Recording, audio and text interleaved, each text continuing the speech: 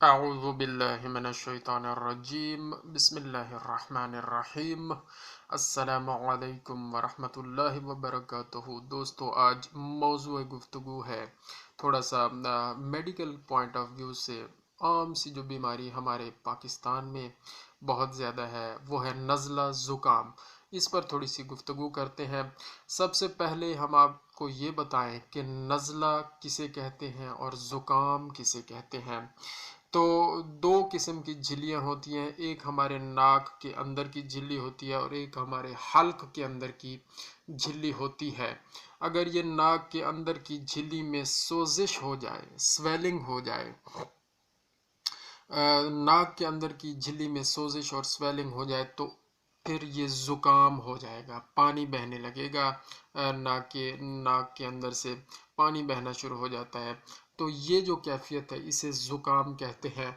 और अगर ये हल्क जो है हमारा गला, इसके अंदर की जो झिल्ली है, इसके अंदर अगर स्वेलिंग हो जाए, सोजिश हो जाए तो इसे तो उस वक्त फिर एक तो खांसी हो जाएगी, सबसे अहम बात यह है, और गले में दर्द होगा। और इस कैफियत को नज़ला कहेंगे। इस कैफियत को नज़ला और खांसी कहेंगे। लेकिन पानी जो नाक से बहता है और सोजिश हो जाती है नाक की झिल्ली में तो उसको ज़ुकाम कहते हैं। ये भी छूत की बीमारी मानी जाती है और है, वायरस की वजह से ज़्यादातर ये बीमारी फैलती है। तो एहतियात ये करनी चाहिए कि जिस बंदे को खुदा ना खास्ता अगर ये हो गया है तो उसे ख़ुद एहतियात करनी चाहिए कि वो लोगों के साथ इन कांटेक्ट कम आए, यानी उसको कम राब्ता करना चाहिए अपने इर्द गिर्द के दोस्तों से, भाइयों से, बाकी लोगों से, घर से। और ज़ाहिर है इस बीमारी में छींकें बहुत ज़्यादा आती हैं, तो एक रुमाल रखना चाहिए, कपड़ा रखना चाहिए, ताकि वो जब छींक आए तो फ़ौरन बंदा अपने मुंह पे और नाक पे वो रुमाल कपड़ा रख ले ताकि वो जरासीम मज़ीद आगे ना फैलें।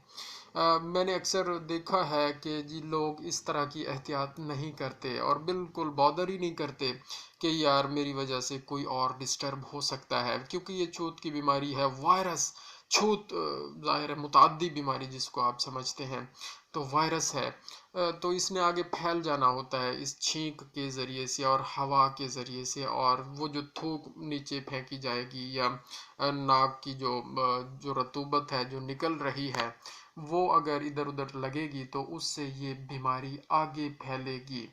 कोशिश करें कि सेग्रीगेट थोड़ा सा खुद हो जाए और रेस्ट कर लें और ख़ुद एहतियाती तदाबीर कर लें।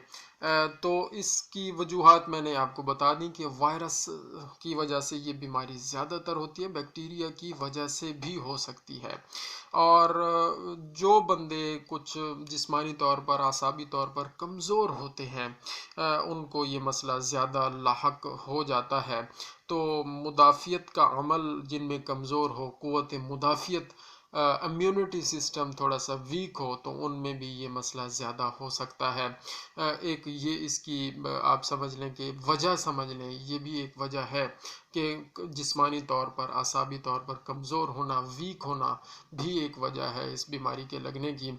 वायरस भी वजह है, बैक्टीरिया भी वजह है, और मौसम की तब्दीली भी बहुत बड़ी वजह है कि सर्दी आ गई है बहुत ज़्यादा या गर्मी आ गई है बहुत ज़्यादा, दोनों में ये नज़ला और ज़ुकाम का मसला हो जाता है।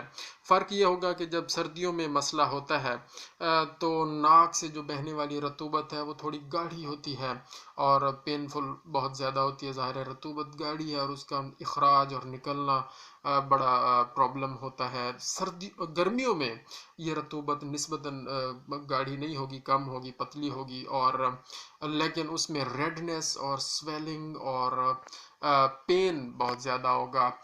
इस बीमारी में जो अलामात हैं वो हम आपको बता देते हैं, पता ही है आपको, सिर्फ रिवाइव करने की कोशिश कर रहे हैं और ये बताने की कोशिश कर रहे हैं कि हमें क्या एहतियाती तदाबीर अख्तियार करनी चाहिए तो कि दूसरे भी इस बीमारी से बच जाएं और हम भी जल्दी रिकवर कर जाएं।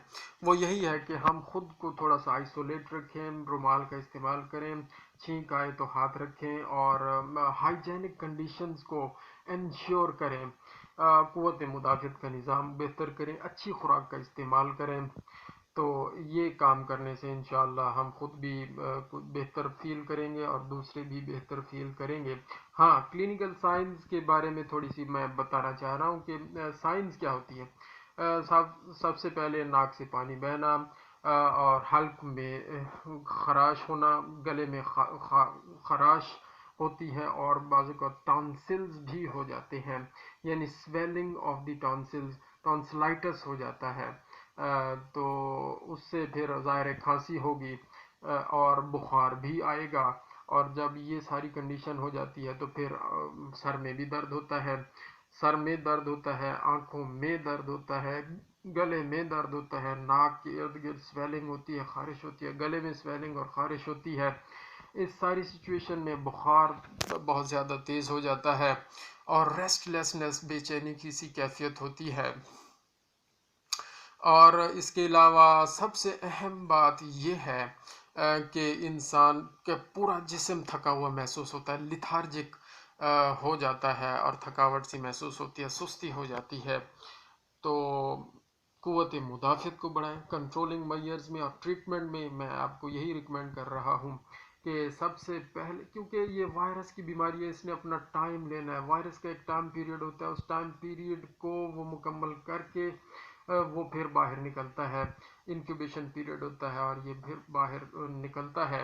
اور ویسے ریبازول اینٹی وائرل ڈرگ موجود ہے، پاکستان میں نہیں ہے، باقی دنیا میں ہے، تو ہم پاکستان میں ہیں، تو ہمیں کیا کرنا ہے، ہمیں قوت مدافعت کو بڑھانا ہے، اچھی خوراک کے ذریعے یخنی کا استعمال بہتر رہے گا، اور بکرے کا گوشت، اس کا شوربہ بہتر رہے گا، اور جو تلی ہوئی چیزیں ہیں وہ استعمال نہیں کرنی، گھی والی چیزیں استعمال نہیں کرنی۔ اگر دودھ کا استعمال کرنا بھی ہے، ہلکا سا اس کو آپ ایک تو گرم کریں گے، دوسرا اس کو ہلکی سی اس کے اندر پتی ڈال کے استعمال کر لیں، کیونکہ اگر پیور دودھ استعمال کریں گے تو وہ پھر، کیونکہ اس کے اندر تھوڑی سی چکناہٹ ہوتی ہے، فیٹ ہوتی ہے، تو وہ کھانسی مزید نہ ہو جائے۔